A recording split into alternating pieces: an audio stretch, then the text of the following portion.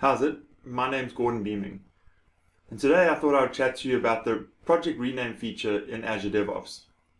Now this feature isn't new, it's been out for many years, but it is a little bit of a misunderstood feature, or at least the side effects of the feature is a little bit misunderstood. If we take a look at the Microsoft documentation, you can see that one of the things that they say is that the functionality is intended to avoid breaking links. They could have made this a little bit more clear by saying web links. And let's dive a little bit into what that means.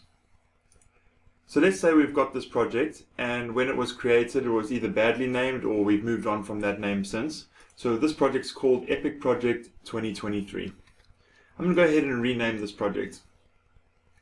But before I do that, I suppose what I should do is update the code repo that also references it.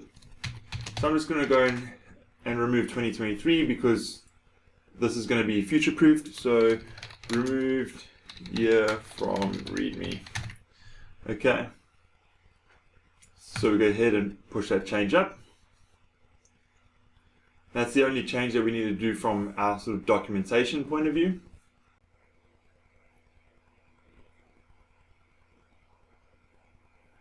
Okay, so once that's done, we'll go back to the portal, take away the 2023, click save, and we get a big dialog that says, beware, this is a very disruptive change. So we'll say, okay, that's fine, we've read the docs, right? So we'll say Epic Project, because that's what we're changing it to. We understand the consequences because it was well laid out in the document. And we hit save. So later on in the day, we get someone pings us and they say to us that, hey, the build's suddenly breaking. Okay, that's a bit weird. So we'll go have a look. Okay, it's breaking. Oh, it says that name doesn't exist. That's weird. If we remember from the docs, it said everything should work, right? So if we look here, that loads fine and that works. And as I mentioned earlier, that's because that's a web link. Now everything that is code related or pipelines related that potentially has a static reference to the old project name, that you have to go fix yourself. So let's take a look and fix that. So we'll go back into Visual Studio Code and let's find the pipeline. Now of course this is a very simple example, so yeah, I'm explicitly checking out the repo in this way. This could be in a real life example, especially in a much bigger company. This could be checking out a repo from one project to another.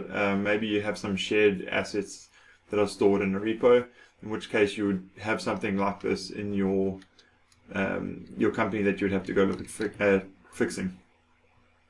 So we fixed that, pretty simple change. So we say updated the project name for checkout, commit that, and sync that change.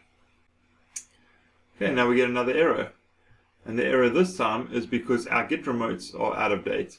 Now, this one, the Microsoft docs do specifically call this out.